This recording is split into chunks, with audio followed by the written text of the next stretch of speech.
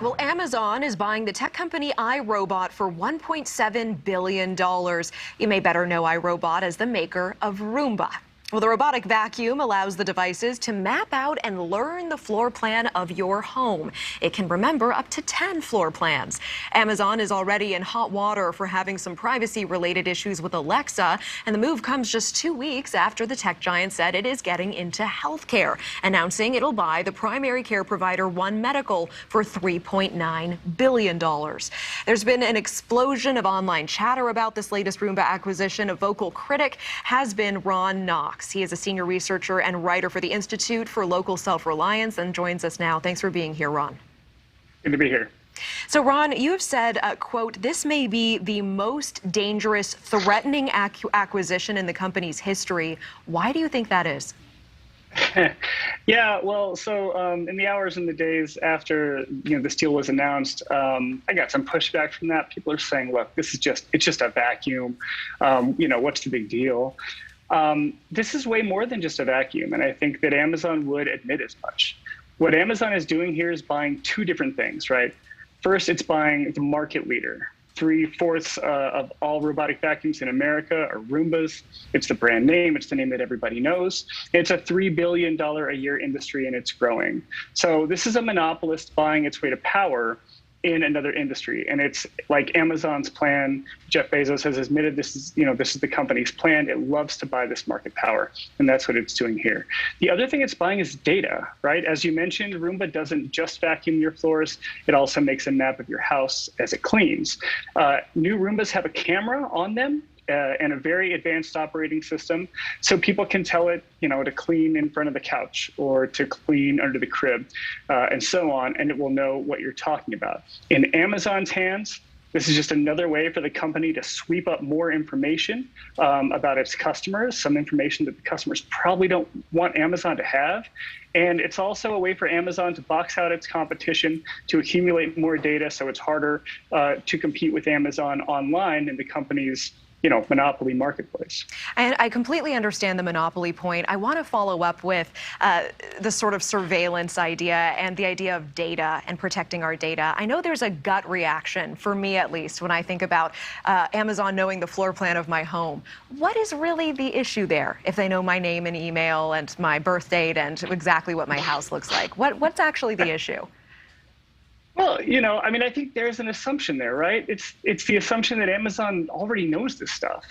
And that's assuming that everyone who owns a Roomba or will own a Roomba in the future has an Amazon account, is a Prime member, or they have an Echo in their house, or they have a Ring doorbell. That's not necessarily true, right? I mean, it's just not it. And plus, these are completely different products, and there are some different expectations that come along with the products. When people buy a Roomba, they just want a thing that's going to clean their floors, right?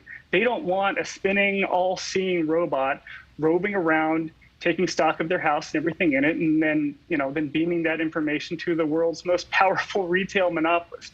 No one signed up for that when they bought the vacuum, right? So in that way, this is Amazon forcing its way into people's homes in ways that they don't expect and they probably don't approve of. Well, and plus, no, sorry, go ahead. Sorry to interrupt. I do want to make sure we have time. I want to bring up a quote and get your take on this. The director of a digital rights advocacy org called Fight for the Future, I think you've seen this, said that people tend to think of Amazon as an online seller company, but really Amazon is a surveillance company. That is the core of its business model, and that's what drives its monopoly power and profit. Do you agree with that? I agree with that completely. I mean, I really do, because the surveillance part of what Amazon does, again, Amazon has admitted it wants to be the ears and the eyes inside of the American consumer's home. That is its plan, right? It does that with the Echo Dot. It has security cameras. It does that with the doorbell, with the Ring doorbell, and now potentially with Roomba. And it takes all of this data and it makes it a better and more powerful company that sells things online and has to compete. By the way, it competes with millions of small businesses online every day to sell products. When Amazon has all this data, when it's collected all of this data about its consumers, it has an untold and unfair advantage over all of those small sellers online. And that's really what this is about. So yes, I agree completely. When you mention all these sort of different arms that it has, if Amazon has a drone that can fly to your house, if it has a Ring camera looking outside of your door and Alexa inside of your home, why does it want what Roomba has? Because it doesn't have that, it's this assumption that everyone who owns a Roomba also owns all this other stuff, and that's not necessarily true, right? Roomba sold 40 million units since it's started putting these vacuums on the market. That's a lot of products in people's homes, and those are not necessarily the same homes that have an Echo in them or have a Ring doorbell on the front door. So this is an entire new data set, a new consumer base for Amazon.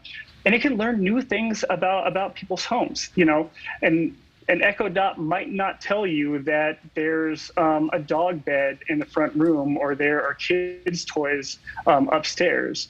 But the Roomba can tell you that. The Roomba with the camera on it and with this advanced operating system can know those things, and it can tell Amazon those things, to better sell its targeted advertising, to push products to customers at the disadvantage of all those other companies that have to compete with Amazon. Ron, I hear you. I just want to make sure in about 20 seconds, is there anything that consumers can do or consumers should know? Americans who are concerned about their privacy and want their data kept safe, but also want access to convenient technology. Well, look, I think this is ultimately a question for our regulatory agencies, right? I think this is a question for the Federal Trade Commission. They're going to review this deal. They're increasingly skeptical of these big tech acquisitions and these data acquisitions. I think really it's going to be up to the FTC to protect our privacy and competition. All right, Ron Knox, certainly appreciate your time. Thank you so much. Great to be here. Thanks. Thank you for watching. Go to newsnationnow.com to find News Nation on your television provider. And don't forget to click the red subscribe button below to get more of News Nation's fact-driven, unbiased coverage.